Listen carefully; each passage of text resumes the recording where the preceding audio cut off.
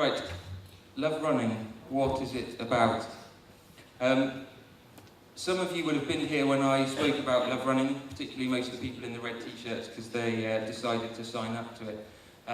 But for those of you who weren't there, I thought it would be helpful to just give you a very brief kind of history of how we came to be doing Love Running in Cardiff.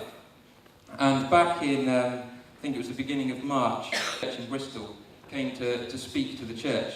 And just as almost a 5-second thing in one of the talks he gave, and he probably spoke for 2 or 3 hours over the course of a morning, he mentioned this thing called Love Running that they did in their church in Bristol, and they got a whole load of people together to sign up to do the Bristol 10K and to raise money for charity, and they'd done it a few times, and people had really got into it. They bought into the concept.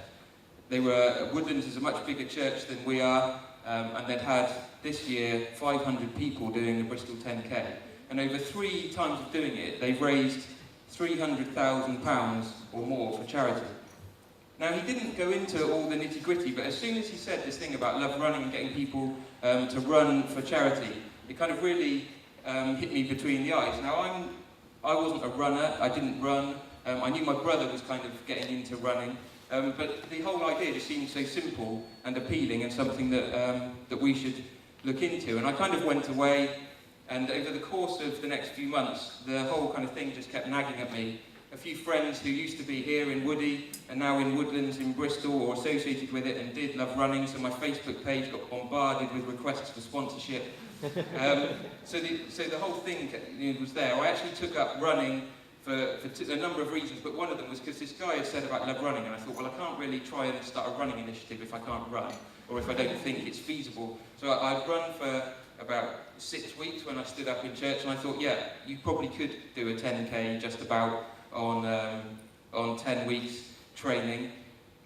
And so I kind of explored it. I shared it with the elders and deacons. I actually got in touch with the guys in Bristol and went to meet with Philip and just say about some of the stuff that was on my heart.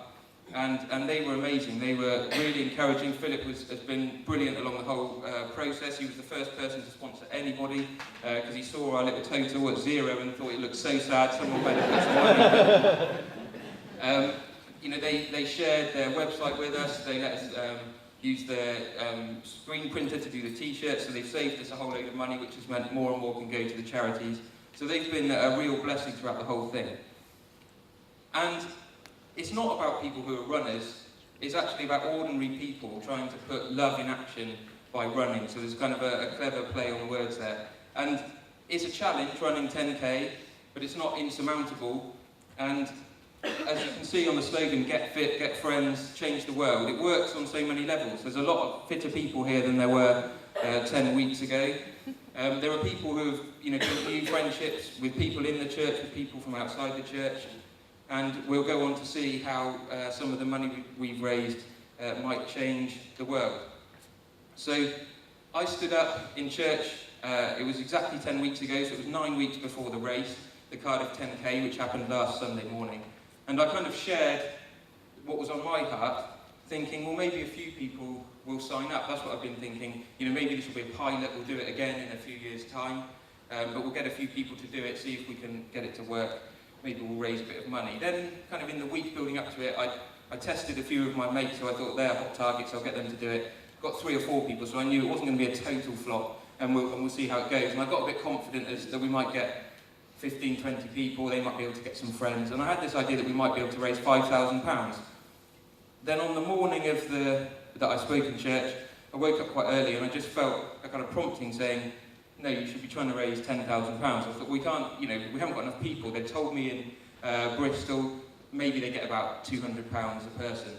The average for kind of lots of fundraising when they do these big races, when they work out how much people raise, it's about £50 to £80 a person. So we were pushing the boat out, so we didn't know how many people were going to sign up. And that day, about 40 people put their name down. I said that I kind of, in discussion with a few people, we'd chosen 4 charities. And Love Running is about supporting the poor, the oppressed, and the needy. So Edith's Home is a charity working with HIV and AIDS orphans in Uganda.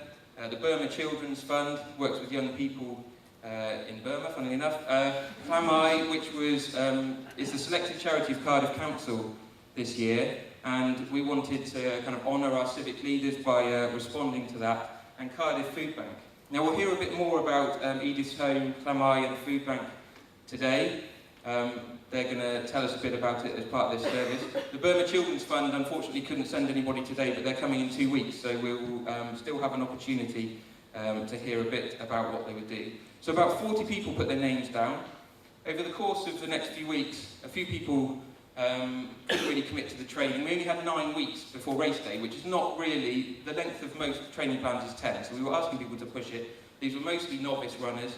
A few people were advised by their doctors not to do it. A few people organised, like relatives, to have 40th wedding anniversaries and stuff, so that they didn't have to come.